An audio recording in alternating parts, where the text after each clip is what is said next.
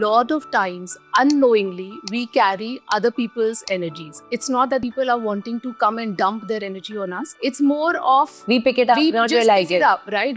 And we even pick it up like in conversations. We pick it up through social media, which people don't realize. Let's define what the aura is. I would define aura as an energetic skin. It's responsible for our physical, emotional, mental, and spiritual well-being. So when I was researching, I read that you do Akashic reading. What exactly is that? So, Akashic reading is our karmic reading.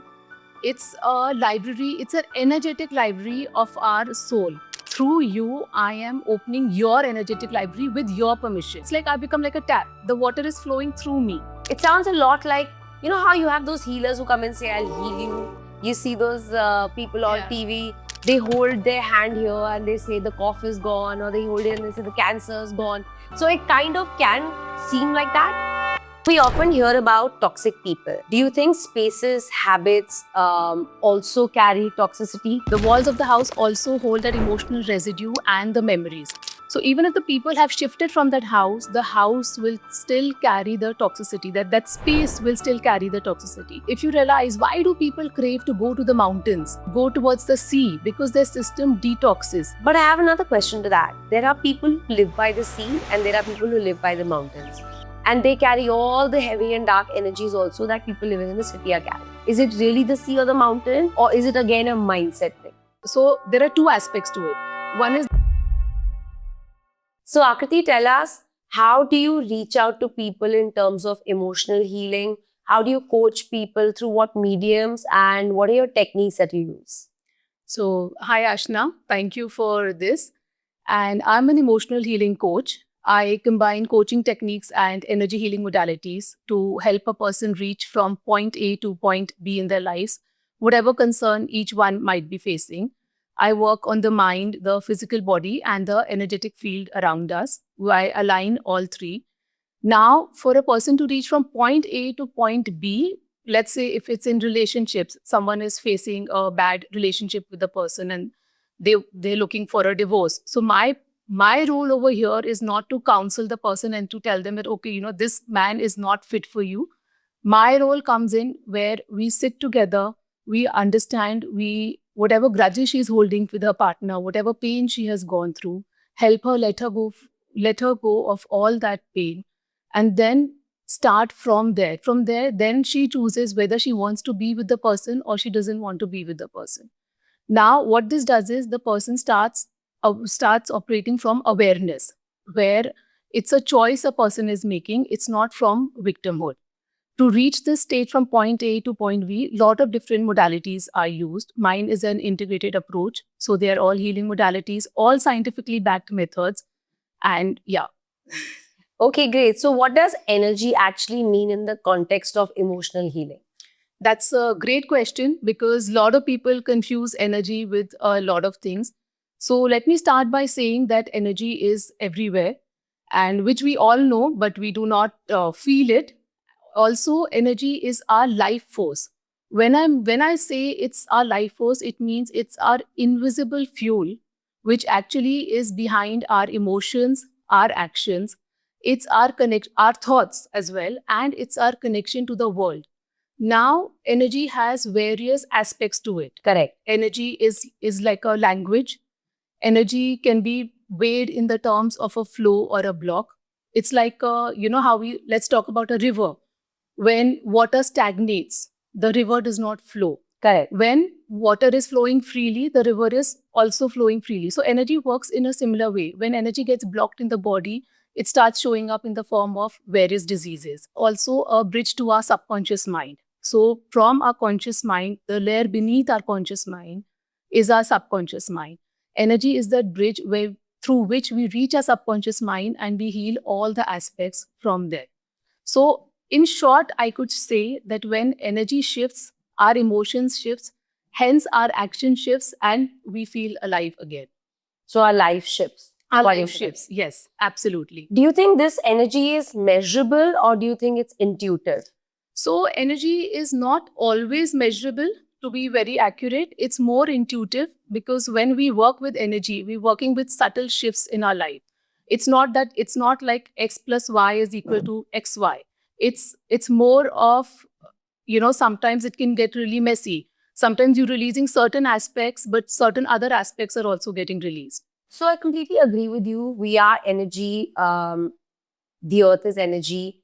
Water's energy. All the Absolutely. 5 elements are energy. Fire's energy. Of course, we as human beings are also energy because we are made up of those elements. Those elements. So it completely makes sense to me. But tell me, I'll go into the psychology part of it or the mindset part of it. So tell me, how do we know that we're carrying our energy or we're carrying energy that doesn't belong to us? So it's absolutely true. First, let me acknowledge that lot of times unknowingly we carry other people's energies. Now, when we start feeling drained, we start feeling off without a reason, or even anxious without a reason, that's the time we actually are carrying other people's energies, which is not yours. Also, you have to understand this is a very unconscious thing. It's not that the other people are wanting to come and dump their energy on us. Correct. It's more of We pick it up, we not just realize pick it up, right? And we even pick it up like in conversations. We pick it up through social media, which people don't realize. We pick it up in crowded places. Have you heard that a lot of times when we enter a hall or a crowded place where, and after that, when we come back home, we just feel so drained. Yeah. Even though everything in that party or that gathering must have gone perfect, but it happens a lot of time. Is because our energy, we're picking it up from others. There are various reasons why we pick up energy from others. Either our aura is there are leaks in our aura. We are empaths. So there are a lot of layers to it of why we are picking up energy. But yes, it's true. We do pick up energies with from other people. And I would like to give an example to this. So I had a client and she was in HR.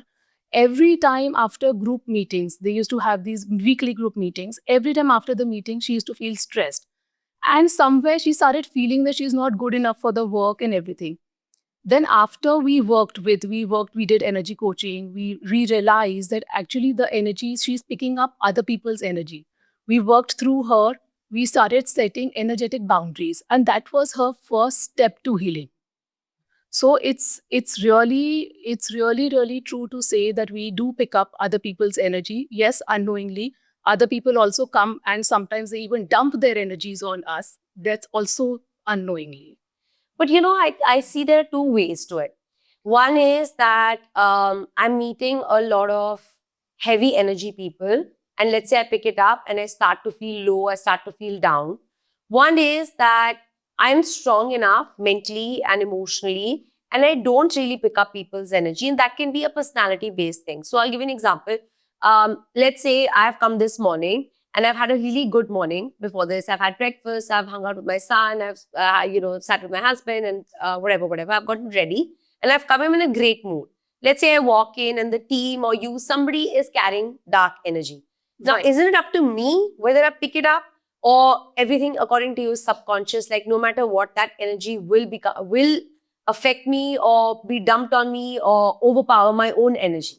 Yes, that's a really good question. And so it's honestly, it's up to you what you pick up. So it's like, saying that people have this habit of dumping things on others, but are you the one who's going to take it? Yeah. So that's where the protection comes. So yes, it would be fair to say that it is up to you because you are picking it up. It's like if I'm throwing a ball at you, okay, let's take it as a tennis ball. I have a ball in my hand and I throw it at you. Now it's up to you. Do you want to catch it or you want to like move like this and just let it go?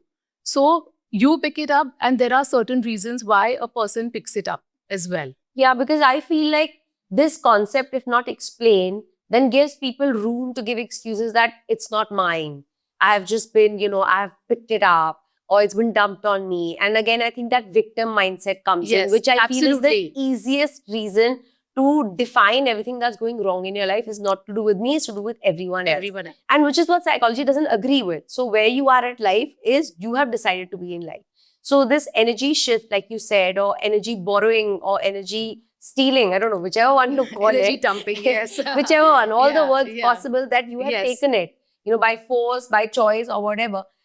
I don't really agree with when people say, you can't help it. I went to, I don't know, a wedding, or I went to a reception, and the energy was really dark. I've come back feeling low. It's like saying I had nothing to do with it. It was everybody else's fault, and everybody else there Yeah. was dark and dreary, and hence I feel like that. I kind of don't feel like that's justified. We are responsible for who we are mentally and emotionally. We can allow ourselves to be affected, or we tell ourselves, no, I'm not going to be affected. So I'll tell you, there are people who, let's say, work in an old home. There are people who work in an orphanage. There are people who work in mental asylums.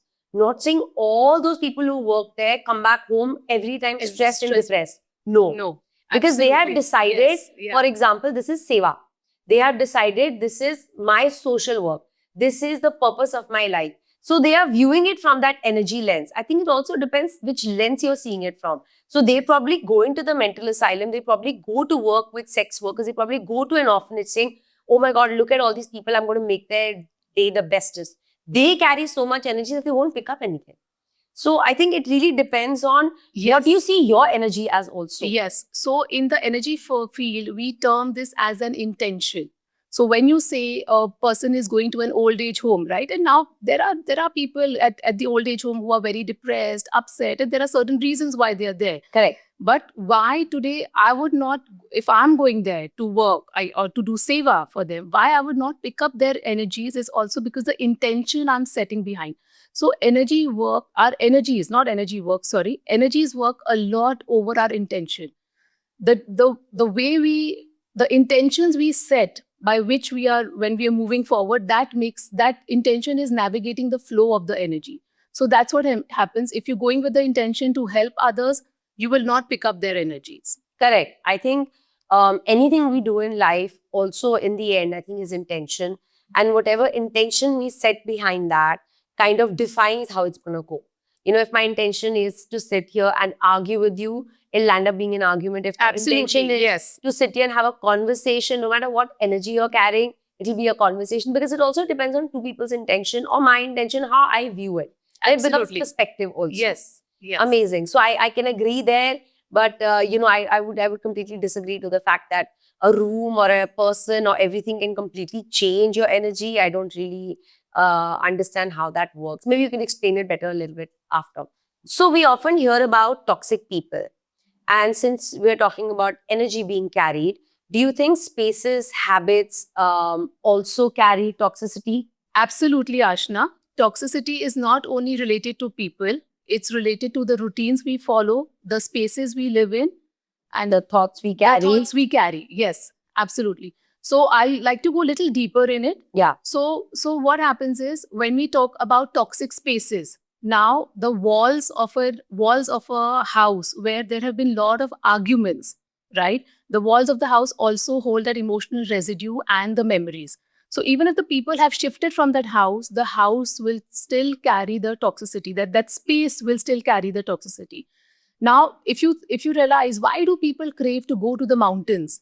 Because their system go towards the sea, because their system detoxes. That's the space where toxicity is less. You feel like a detox. Now, when I talk about toxic habits could be like gossiping. That's an energy drainer, right? Your energy is drained out after. You feel good while you're gossiping, but actually what it is doing to you, it's draining out your energies. By toxic habits, I also mean a lot of unconscious loops are playing on in our life, like, late night scrolling, which everyone nowadays is on social media doing like this. That's again an energy drainer. And now when we talk about toxic thoughts, thoughts like I'm not good enough, and when it keeps replaying in our mind, it starts like poisoning our whole inner field. So we need to audit our space, we need to audit our habits and also our thoughts. So it's not like people are toxic. It's all the other things that shape up the environment of the person. Yes, Right? absolutely. Okay, great.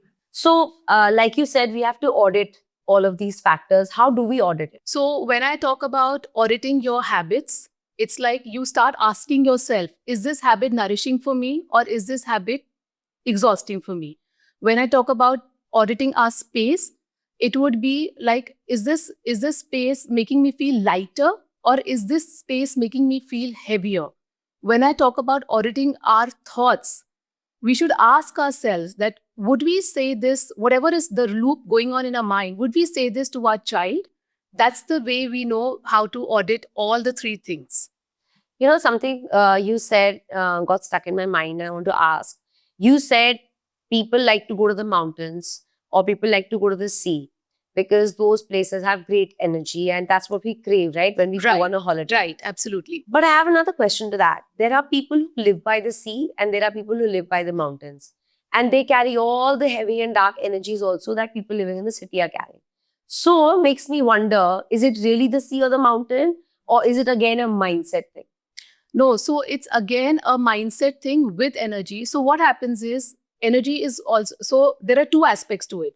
One is the space is carrying toxic energy, and the other is we carrying the toxic energy. Now, if we go to a mountain, let's say we feeling, oh, let me go to the mountain, it will make me feel better. But if we have not done our inner work to let go of the toxicity and whatever we're carrying within us, it's not going to help us. But yes, a toxic environment with the toxicity inside us is the worst combination. So both need to go hand in hand. It's not it's not like a blame game saying that, oh, I went to the mountains, I feel better. If you'll always see people go for holidays, right? We're like, oh, I need a change. I need to get out of here. Yeah. They from their daily routine, they'll do everything, plan a superb holiday, go out for 15 days, spend loads of money. But when they come back, if their inner work is not done, but they come back to the same environment, everything comes back to them. So you have to work on yourself internally and let go of that toxicity which you're Correct. facing. Because one holiday can't change your inner energy, let's Yes, say. absolutely. Or your energy, Yeah. your inner mindset, your inner toxicity or your inner thought patterns, all that can't change on a holiday. Yes. So in the end, I think the conclusion would be no matter what, your own energy is what you need to change. Yes, you need to change your own energy. You need to work on your inner self. And yes, if the toxicity in the environment would add on to it, but it's not the only solution to it. So there's this word I know is used, I don't know, appropriately or inappropriately, like aura. She has a very dark aura. He has a very light aura. Do you know what the aura is? Do you know what it is? Honestly, I've heard a lot, but I still genuinely don't know what aura means. First, let's define what the aura is. Aura is, I would define aura as an energetic skin. It's responsible for our physical, emotional, mental, and spiritual well being. Whether we believe in it or not, it does exist for everyone. And our aura also holds a lot of imprints of our emotions, actions. It is actually our sense of connection to the physical world. But this concept is, I'm not sure, backed by science or not. I know that people are very skeptical about it, people who believe in science. So how do you explain this concept to those who don't believe in it or think that this is not science, this is kind of man-made? Yeah. So that's a beautiful question because I always get that. I work with a lot of logical people, people with a very logical mindset, and they're like, listen, we don't see it. What are you talking about? So I'll want to go a little more deeper into this. So, like everything emits energy, whether an object or our body. And this is not spiritual, this is all basic physics, which I'm talking.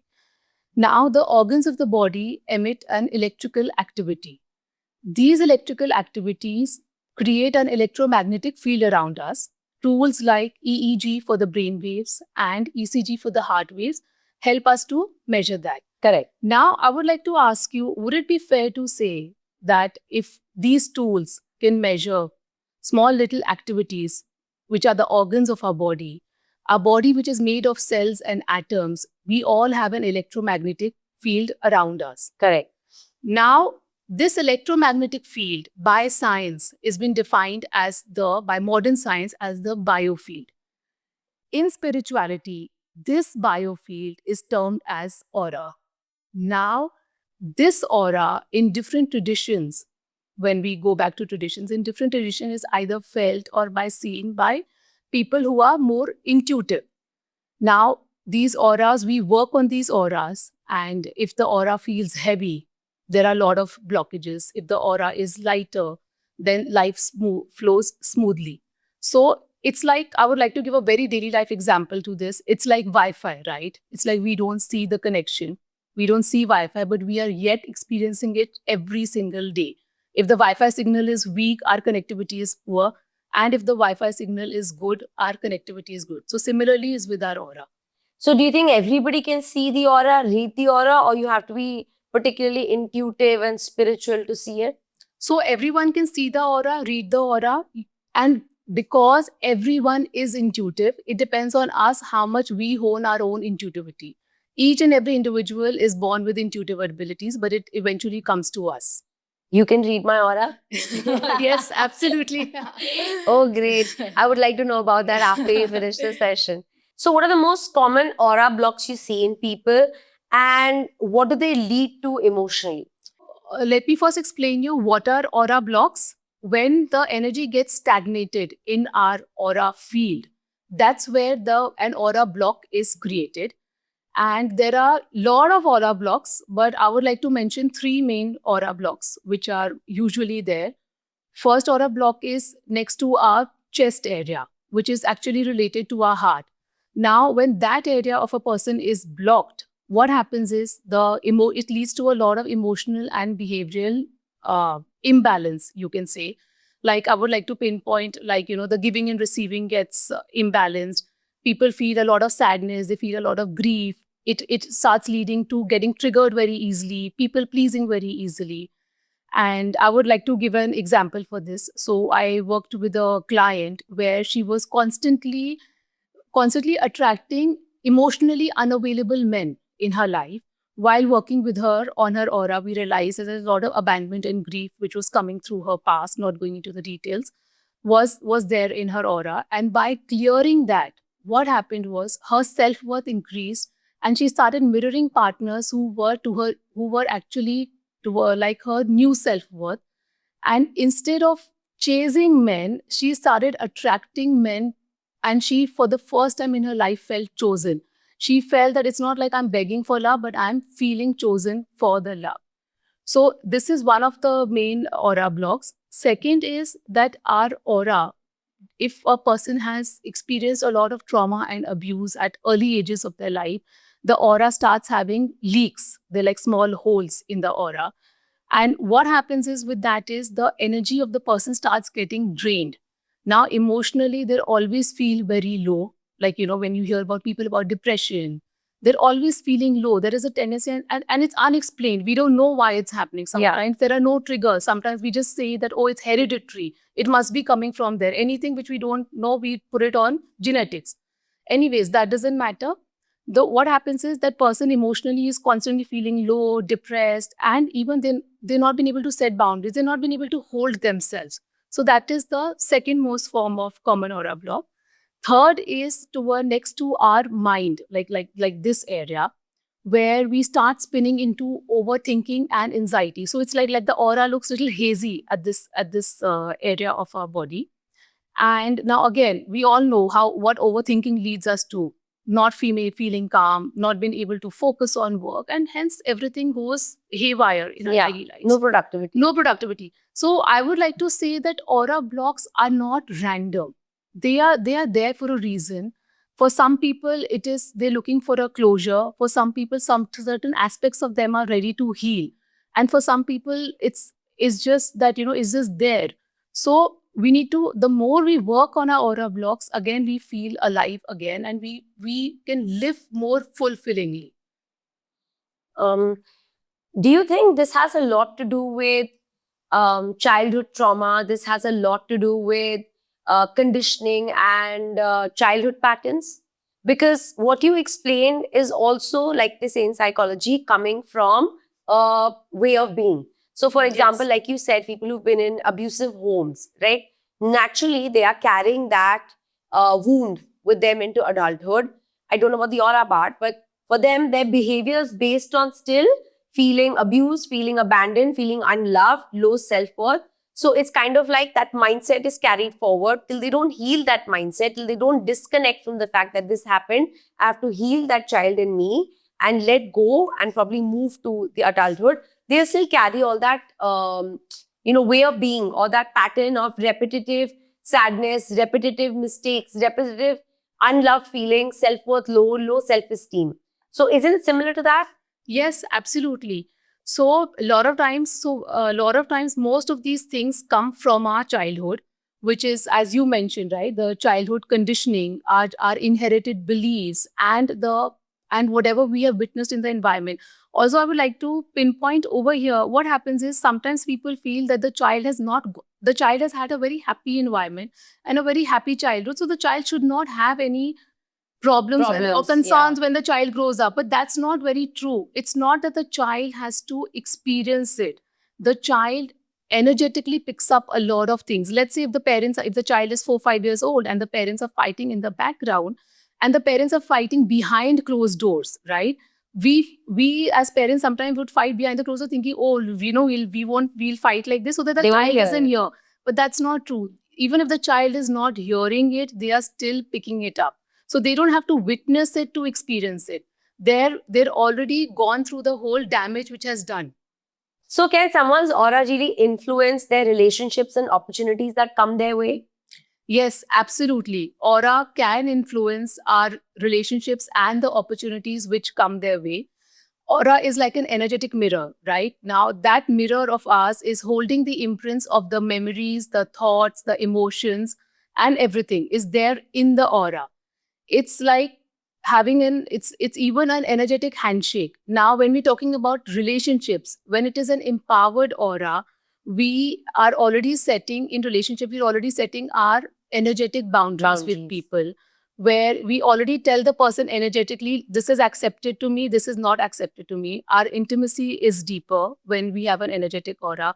We hold less grudges against the other person, and hence everything starts falling in a better place, whether it's when it's talking about relationship. Also, when we're talking about workplaces, people with the empowered aura will come across as more confident people, more competent people. So of course opportunities will align more with them. So when the aura is empowered, we attract also lot of opportunities work-wise, and also our relationships start feeling better at every stage. Do you feel that the relationships you hold in your life are different from others because you have such deep knowledge of auras and cleaning auras and making them stronger, that you have worked on yourself and it's very different from how other people see it? So I would like to say yes and no in both. So what happens is that absolutely yes, that my knowledge, because of the aura and works on self work, working on myself, my relationships are at a better stage. But again, this is life, right? Everything is work in progress. It's not like we've reached a destination. Oh, I have worked on myself, so I am here. Life will keep throwing challenges at us. No, I don't mean it like that. I mean it like, for example, I'm somebody who doesn't understand energies, auras, don't really know Absolutely. about it. For Yeah. example, Yeah. and I'm kind of like dumb to the concept. So I might go into a room and pick up energies that I don't realize even and come back feeling very heavy. You have knowledge of this. You are very aware. Right. So that changes your experience to people and opportunities and spaces compared to mine. Just giving an example, a comparison, right? Absolutely. So you will view it very differently, you will Yes. receive it very differently, and you will Absolutely. emit those energies also very differently. Very differently. Absolutely. That I 100% agree, because it's like when you work on yourself, your inner world is a reflection of your outer world. So when you're working on yourself constantly, obviously you're radiating a better self to the outside. You're constantly even protecting yourself. So the way you perceive, you be, and you receive is very different from people who do not do all these things. You know, this reminds me of this incident where I remember, I think I was probably 2021 and I was at university, and one of my friends said, you know, a lot of people think you're very arrogant. And I would say, why? But I'm not. No, I think you have that kind of energy or that aura. And I remember dismissing it because at that age, you don't really think about it. Yes, absolutely. And, you know, now thinking about it, what does that mean? Explain. When people are perceived in a particular way, which they may not be. What does it say about their aura? So when people perceive you, they're actually emitting what is there in themselves. So people's perception is more about themselves. It's not about the other person. What happens is, now if those people told you you're arrogant, let's say you're not arrogant and they are perceiving you as arrogant, it's speaking more about how they are viewing their life. It's not about you, it's about them. So But that is same as psychology. Then where does Yes. the aura part come into this? So in this, where the aura part comes into it is when your perception can get fogged if your aura is fogged, right? It's again, when we're talking about perception, what is perception? Perception is a clear, it's the lens with which we are viewing the world. Right. Now, let's say if your aura is fogged or clogged or dizzy, hazy, and different forms aura can be, as we Your spoke. own. Your own aura, like the person who's viewing you, your own aura is that your perception lens colors changes. Now, if now I'm viewing you with a green lens, let's say, so hence I'm finding you arrogant, right? But now if my lens is clear, that means my aura is clear, hence my perception lens is clear. So that means I'm viewing you for who you are. So that's how it relates to aura. So great, then we don't have to worry about our own auras as long as we know we are doing a good job. The other person's lens is fogged or unclear or hazy. Yeah, but we still need to work on our own aura. No, of course, we need Yes, to work on our own aura for our life, but we can't work on our own aura for how people perceive us. Absolutely, we cannot do that. Right? Absolutely, Because if people think, let's say you're arrogant or you're very quiet or you're an introvert, even that is a perception. Yes. Yeah, she's very introvert, she doesn't like to talk, she likes to be by herself. But possibly you haven't approached that person, you probably haven't broken the ice, probably you haven't put in the effort. They probably need a little more from the other person than what they are able to give or offer. But that is, according to me, also a personality thing. Yes, absolutely. Could be an aura thing, could be a personality thing, and I think we're here to debate that. Also, it makes a difference if how you're taking the other person's perception. So we need to work on that. Other people will have perception about us, but how we take it on ourselves, that's where the work needs to be done. So in the field of healing, knowing better always does not complement to doing better. And there are certain reasons behind it. Our nervous system of the body creates familiarity. It feels safe only when something is familiar. So when we break through that, that's where the healing happens. Then there are a lot of these conditioned beliefs which we have. It's like a script playing in our mind, right? And now our choices are driven with that. If we do not decondition those beliefs, again, we start making the similar choices. Similarly, a lot of patterns which are unresolved at a very early stage, a lot of patterns, they create deep wounds. Now, if they keep remaining unresolved, what happens is we recreate the same situations in our life over and over again. So what happens is now, with the awareness, which we're talking about, the knowing is the first step to healing. It is the awareness. So knowing plus deep emotional processing plus embodied action, that's where that becomes the doing for us. So let's say somebody has come to you and they know that they're living in a toxic loop and they want to get out of it. They're not able to. How do you process it with them? Let's say someone has come with a toxic environment, and when we sit together, we filter out the belief system to what is actually happening with them. If they're carrying on this belief, right, that I am not good enough no matter how much I do in my household, then no matter how much they do, how much effort they put in their work or in their domestic environment, they will never feel good enough. So once we've recognized this belief, the conditioned belief and the script which are carrying their mind, we run the energetic processes and we rewire it. Only once the rewiring is done, does that belief, they allow themselves to let go, and hence they're not viewing themselves in the same way. Their perception changes. And that's how the toxicity of so basically the toxicity of the environment is changing is because they themselves are changing. Yeah, because I was going to say that it's easy to say that I come from a toxic environment and I'm upset. What if you are the toxicity in that environment? Because people might not realize that they are the toxic candidate in that environment. When you say that they're not the toxic candidate, what it is that toxicity can be there in a person in the form of their own beliefs, in the form of their own unresolved patterns, and their own nervous system, the way it's carrying familiarity. So when we use the energy healing techniques, when we work on, so energy healing would not only mean that we're working only on the belief system.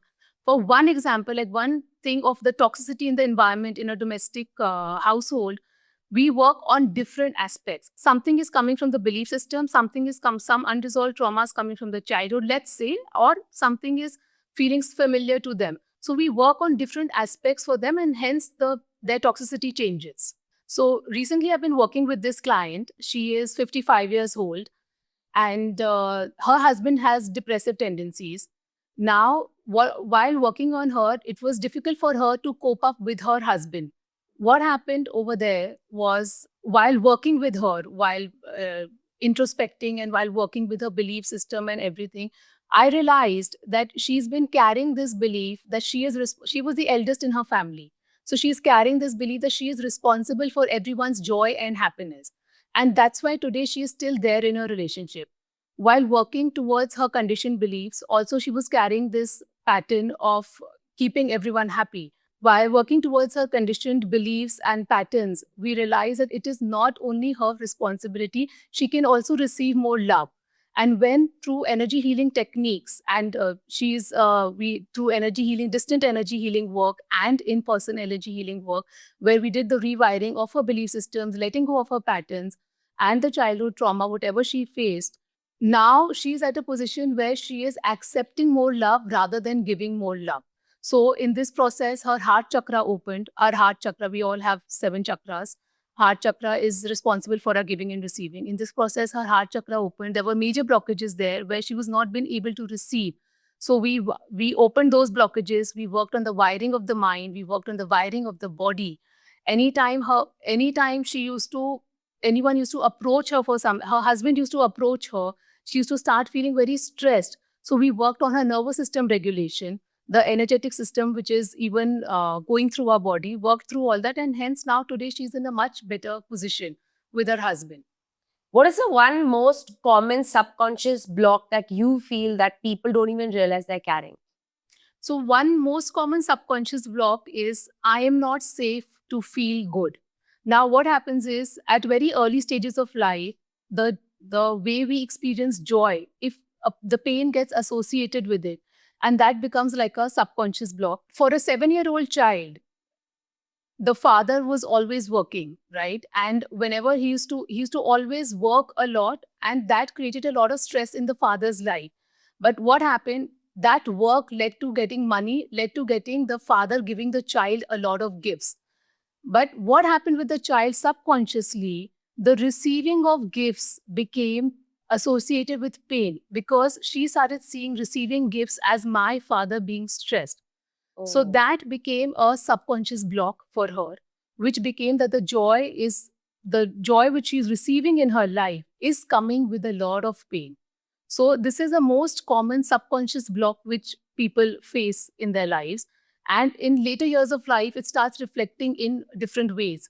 Now, for this same child, while growing up, when she started spending on her own self, she started feeling guilty because for her, joy was associated with pain. When she started going to workplace and she's getting a promotion, right? There she's not feeling happy again because she's getting something, but again it's coming with a lot of pain. Same thing, same subconscious block in her relationship. How it affected? She is when she's receiving love from her partner, she's actually questioning herself, is this for real? So this is how the subconscious block carried on for her. How did you help her heal this? Or how did you help her see it and come out of it? So lot of times for subconscious blocks, you don't even have to, healing is, there's one beauty about healing actually, that you don't have to go see everything to heal. Basically, whatever is not working, whether it's our limitations, our barriers, our beliefs, our conditioning, our patterns, we can just let them go. But in the process of talking to her, in the process when we started actually seeing how what all are her challenges, like when she was saying that, I felt like this, I felt in my workplace, I felt like this, I didn't feel happy. Then she said, I feel guilty in spending on myself. That's the time we connected, that's the time I connected the dots together and realized that this is a subconscious block, and we ran certain processes on her which help her to let go of the subconscious What are block. those processes? So we did intuitive body healing, where you touch different parts of a person's body, and intuitively you heal the different blocks. So that helps in rewiring the body processes. Then our energetic field also holds those blocks. So with distant energy work, I cleared all those blocks from her. And for her mind, I gave her a lot of customized meditations and a lot of tools and techniques so that she starts integrating it in her daily life. One is letting go of the subconscious blocks. That was done through the energy work. And also these tools and techniques were given to her for her to integrate these small changes which were happening in her life with her daily life. Amazing. I'm glad that you have so much clarity in this field of work that you're doing, because it requires a lot of, I would say, work on self to be sure that this works. If I'm just the most skeptical person, I'm there, I lean towards science. So if I was told that somebody will distantly heal me, I probably wouldn't believe it. But the conviction that you have and the belief that you have that you are doing it, and all these people who come to you and they feel healed, I think nothing better in this world, right? Absolutely. Every healed person is like an addition to the better world. So when I was researching, I read that you do Akashic reading. Yes, right? Akashic reading. Akashic Yes, reading. yes. What exactly is that? Can you tell us? So Akashic reading is our karmic reading. It's a library, it's an energetic library of our soul. So in today's day and age, we are living in this physical reality. Today I'm here as Akriti, you are here as Ashna. Now, what happens is the concept behind that is that every soul has led multiple lifetimes, right? And when I say multiple lifetimes, in this lifetime, it is this body. Now, the karma, which is made of our thoughts, our actions, and our emotions, gets registered energetically in a library. So, our Akashic, when we say Akashic, Akash means the sky, Sky. the Akash. Now, this is all stored in the sky. It's a story of our soul. So, when I'm living today, I don't know how many souls, how many lifetimes I must have led earlier. All the imprints of my karma are stored in the energetic realm. By Akashic reading, what happens is few people are channeled and intuitively they we can first of all everyone can open the Akashic records. Again, it's what intuition you want to get into. If you lean towards it It's or not. what you lean towards it or not. And so once if I am accessing your Akashic records, what I'm doing over here is I am through you connect. Everyone has their own energetic library. When I'm accessing your Akashic records, what I'm doing here is I am through you, I am opening your energetic library with your permission. We cannot go and open anyone's energetic library with your permission. Now, in a reading session, it's a one-off reading session. In a reading session, what happens is you'll ask me certain questions like, why is this happening? So, what happens with Akashic reading? We get to know the reason of why everyone in the current lifetime is facing challenges. Now, like a client asked me, that she was having a lot of issues with her finances, while she was putting in all the hard work and all, the career was super, but somewhere the money was not coming in. So when she asked me, we opened her records and we actually got to know that through in some previous lifetime, some karmic pattern of hers and a karmic cycle was going on with the money. When we opened that, she got the answer to her why it's happening to her in the current lifetime. Also, she got the remedies of how to move forward. Like remedies could be as simple as a forgiveness prayer. And now, see, now we cannot go into the past or previous lifetime and ask for forgiveness to those people. But yes, Correct. in this current lifetime, the karmic debt which we are facing, we can let go of that, and hence things start moving faster forward for the person. So Akashic records reading, first of all, tells us the why the things are happening. Second, it gives us solution for us in the current lifetime. I do not predict the future in Akashic records because future is not set in stone, right? Future is depends on our choices, individual choices, which we Correct. but it gets a lot of clarity for a person. Also, I had another client whose Akashic records I led, and it was again to do with her husband. And that when we read the when we dive deep into the records, and the question was asked through the records that, why is her husband a challenger in the life? So we got to know a karmic cycle is going on, a challenging karmic cycle is currently going on between her and her husband. And that was because in some previous lifetime, she had done something wrong, not going into done something wrong to her husband. Again, working on those karmic loops and the karmic challenges with the remedies which came for her. She worked on it, and then her relationship with her husband became better.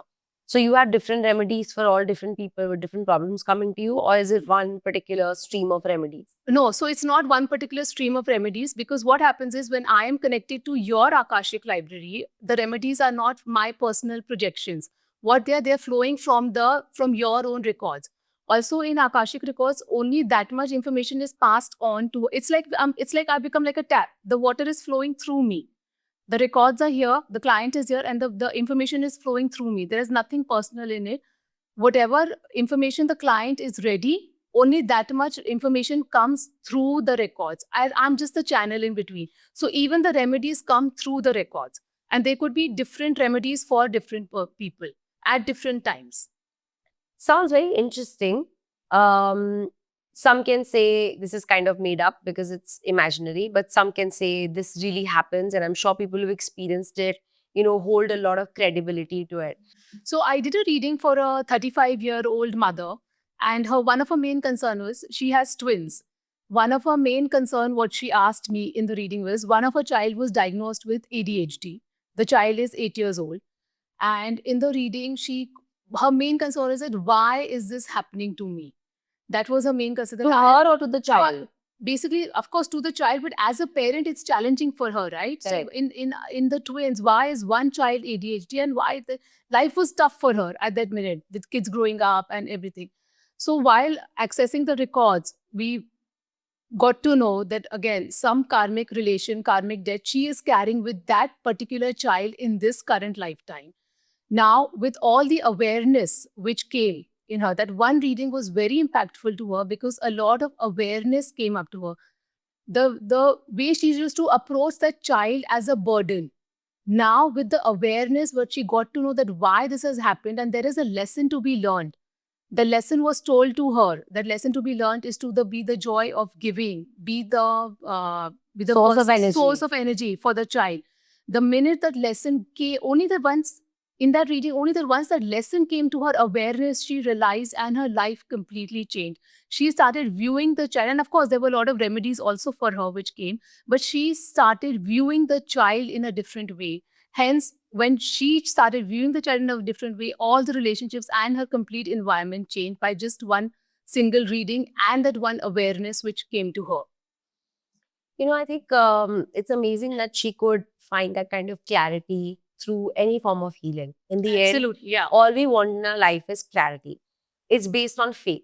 Now, faith in self, faith in healing, faith in religion, faith in psychology, faith in a mindset shift, faith in, I don't know, there are a lot of things nowadays. There's sound healing, stone healing, sleep healing, art healing, whichever form of healing. I think in the end, it's about faith.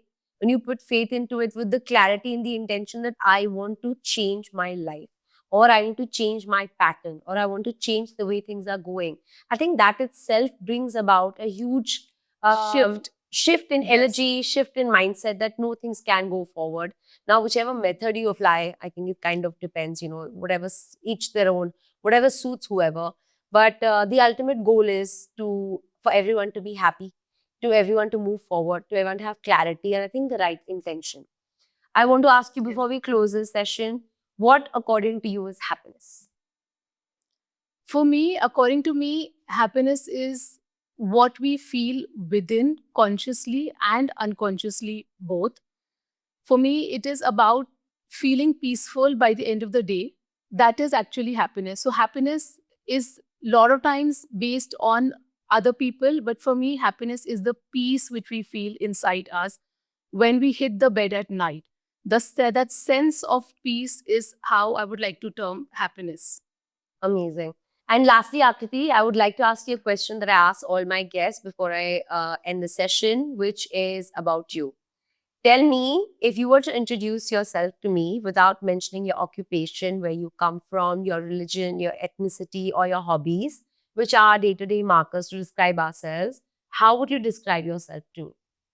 I would like to describe myself as a passionate learner because that's what I am. I am very passionate about learning and I just love to learn and explore. So without any title, I'm just a passionate learner. Thank you so much, Akriti. It's been an absolute pleasure having you today. Thank you for this beautiful conversation. Thank you, Ashna. Thank you for having me here. I'm Akriti Bhartiya, an emotional healing coach. I help people break toxic patterns, release emotional pain, and rewire the subconscious block that hold them back. On Therapy Diaries, I share what I have learned from guiding 400 plus people towards growth and self-discovery. Subscribe and let's talk about what it really takes to become your best self.